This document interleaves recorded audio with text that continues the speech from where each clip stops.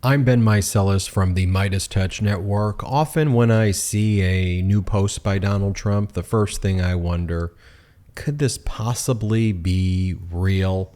And then I come to the realization, wow, it is real. And then I ask, how come nobody else is reporting on how dangerous and deranged these things are?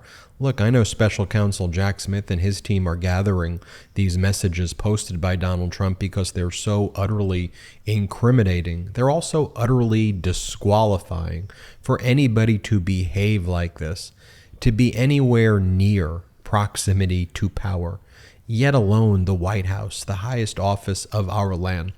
Let me share with you what Donald Trump posted just over the past 24 to 48 hours, whether it's essentially confessing to crimes or whether it is attacking generals with execution. I mean, what are we even talking about here? To accusing Democrats for engaging in a scam because in Pennsylvania there's automatic voter registration now, which was championed by Governor Josh Shapiro, who, by the way, announced that on the MeidasTouch network. I mean, this man is not just unstable, but his behavior is so beneath contempt. Here, let's just go through it. Here's a post where Donald Trump basically confesses to a crime by accusing somebody else of something. I'm going to play for you key audio that, again, I know large legacy media is too lazy to dig up, but let me read this for you. Trump goes, Senate Democrats should all resign based on Senator Bob Menendez. They all knew what was going on and the way he lived. Why doesn't the FBI raid Senate Democrats' homes like they illegally raided Mar-a-Lago, where nothing was done wrong based on the Presidential Records Act?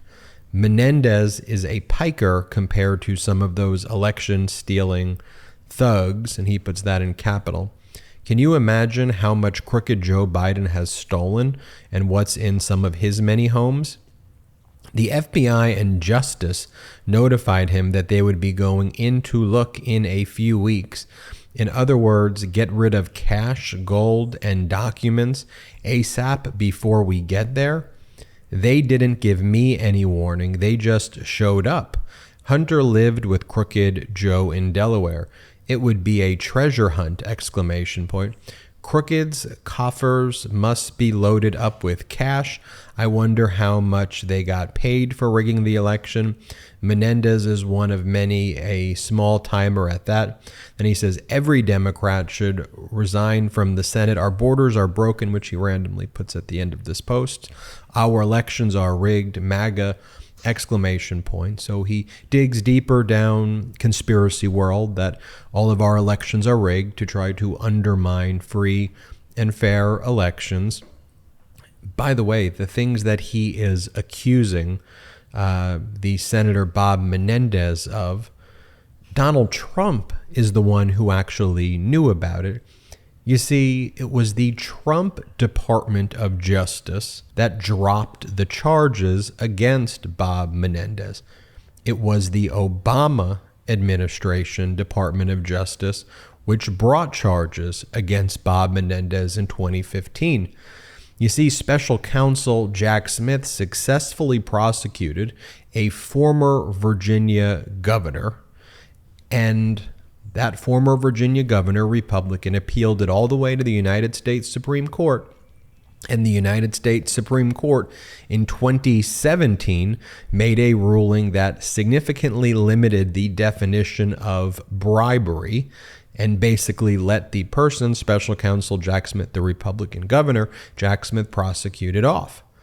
Donald Trump in 2017, 2018, thought he was talking to Bob Menendez because Menendez was prosecuted back then as well for engaging in a bribery scheme. So Trump thought he was talking to Menendez. Rather, he was talking, though, to somebody pranking him. It was John Melendez, Stuttering John from the Howard Stern Show is what he calls himself.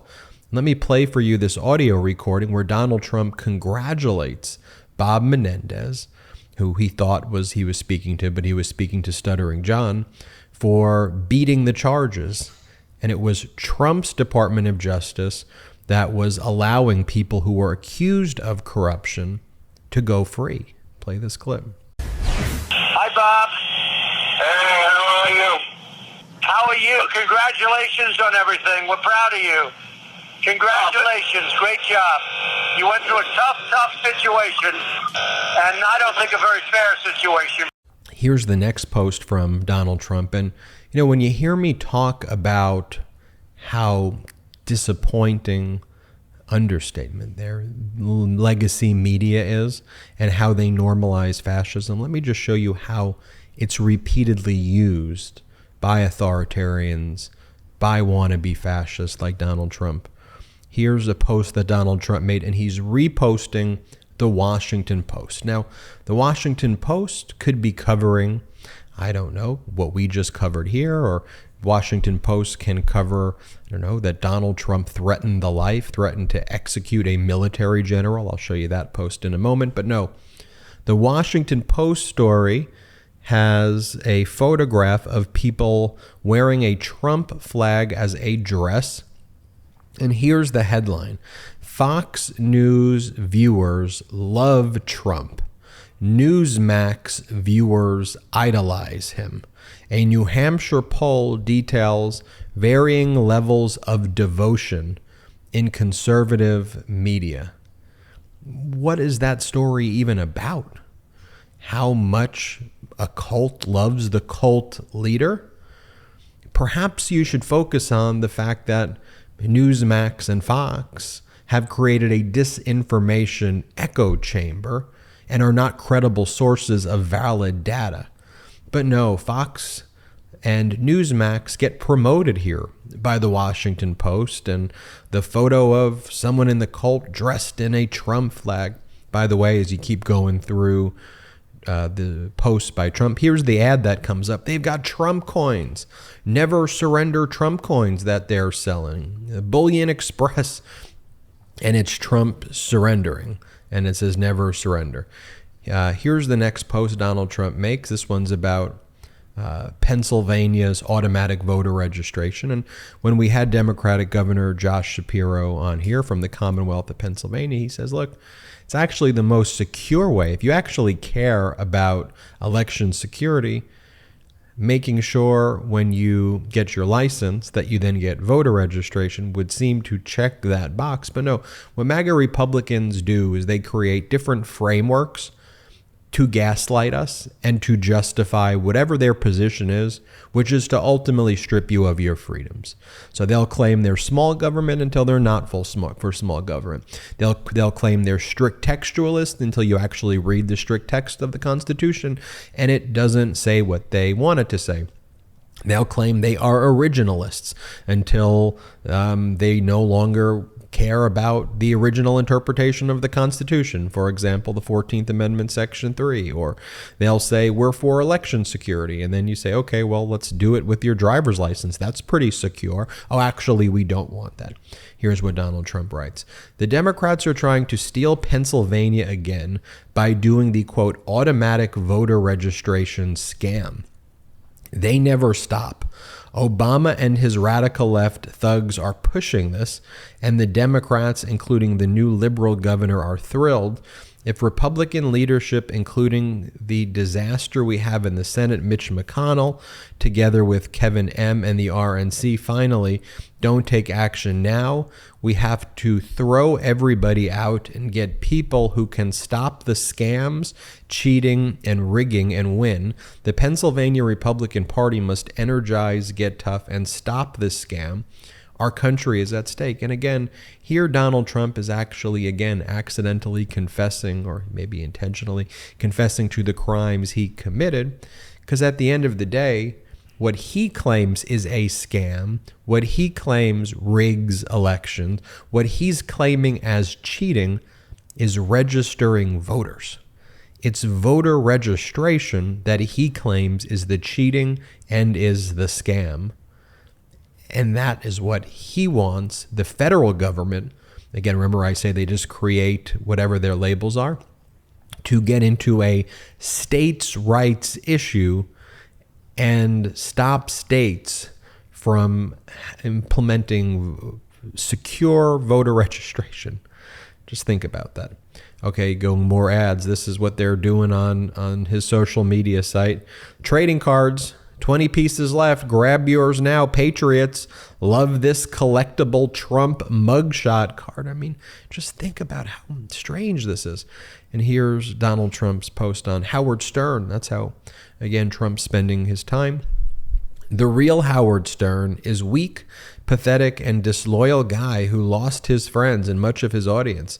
Until just recently, I haven't heard his name mentioned in years. I did his show many times in the good old days, and then he went woke, and nobody cares about him any longer. I don't know what they really pay him, but it shouldn't be much. His influence is gone, and without that, he's got nothing. Just a broken weirdo, unattractive both inside and out, trying like hell to be relevant. And with Trump, it's all projection and confession. And again, just think about this. He is bragging about first going on Trump back in the day, where he bragged about his sexualizing his daughter and being a predator. He talked about that on the Howard Stern show. And he's spending his time attacking Howard Stern. I'll give you one more. And I've read this one before, but I want to show you how other people responded. This is the one where he threatens the life of General Mark Milley with execution. And he says, Mark Milley is embarrassing, incompetent. And he goes on to say, this is an act so egregious, he's referring to Milley. In times gone by, the punishment would have been death, is what he says. And he calls what Milley did treasonous, is what he said. And just think about Donald Trump's disdain and detest for our military. And if you had any questions about how that was interpreted, oh, well, he said back in the day this would be punished by death. Don't gaslight me like that. Okay, we know what he meant. We can read the words. Here's what Steve Bannon, one of Trump's buddies who Trump pardoned for federal crimes, said. Milley will be tried before a military tribunal.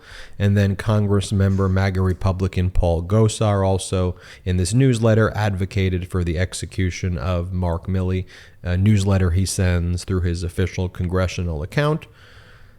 Let's take all of that now and let's compare that with President Biden. Here's a speech that President Biden gave over the past few days, where he addresses what the media wants to focus on, that he's old. And that's the media obsesses over that, not his accomplishments, not his successes. They don't write stories in the Washington Post about people love President Biden. No, they normalize the behavior of fascists, but watch President Biden right here. You may have noticed a lot of people are focused on my age. Well, I get it, believe me. I know better than anyone. But there's something else I know. When I came to office, and this nation was flat on its back, I knew what to do. I vaccinated the nation and rebuilt the economy. When Russia invaded Ukraine, I knew what to do. I rebuilt NATO and brought our alliance to rally the world. And above all, when democracy was at stake, I knew what to do. But you know what? I wish I could say the threat to our democracy has ended with our victory in 2020, but it didn't. Our democracy is still at stake. Don't kid yourself. So we have more work to do, you and I, because our most important freedom is the right to choose, the right to vote, the right to be who you are, love who you love. These basic rights are being attacked. They're being shredded, because our children should have the right to go to school without fear of being gunned down with a weapon of war. Because the people banning books. Did you ever think we'd be banning books in America? I didn't. And by the way, here's what AOC responds on Face the Nation. And just watch how the reporter asks this question as well. The way the reporter even frames the question to AOC is that because the United Auto Workers Union has not endorsed President Biden yet, are they disappointed in Biden? Do they not like Biden? I mean, just think about the framing of the question. AOC answers it great, but check it out. UAW's president, when he was with us last week, said, when I asked him why the union hadn't yet endorsed President Biden, he said that has to be earned. Mm-hmm. that sounds like he's disappointed that party leadership is not doing as much as they could. Do you agree with that? Well, I think it always has to be earned. And President Biden showing up to the picket line on Tuesday is a historic event. We have never seen in modern history a president show up to a picket line like this. And I think it should be earned. It needs to be earned. And I believe that President Biden is working towards that, especially when he lands in Michigan on Tuesday, to earn that. And then going back to what I said about the Washington Post, let me just show you. This was their headline about Mark Milley. Their headline wasn't Donald Trump threatens the life of Mark Milley, as do Donald Trump's top aides. This is what they say. It says, General Mark Milley, polarizing Joint Chiefs Chairman, exits center stage. That's the headline by Washington Post. Both sidesing it.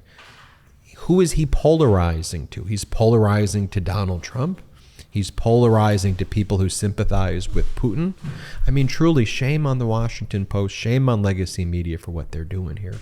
It's horrible. But we're not going to cover it like that here. We're going to just lay it out for you, folks. And you can put in the comments how you feel. Hit the thumbs up. Go to patreon.com/MeidasTouch. And wherever you get audio podcasts, subscribe to the MeidasTouch podcast. And have a great day. Love this video? Then you'll love the MeidasTouch podcast. Listen as my brothers and I break down the latest news and chat with top political leaders on the fastest growing pro-democracy podcast in the world. New episodes drop every Tuesday and Friday. Add the MeidasTouch podcast right now wherever you listen to your podcasts.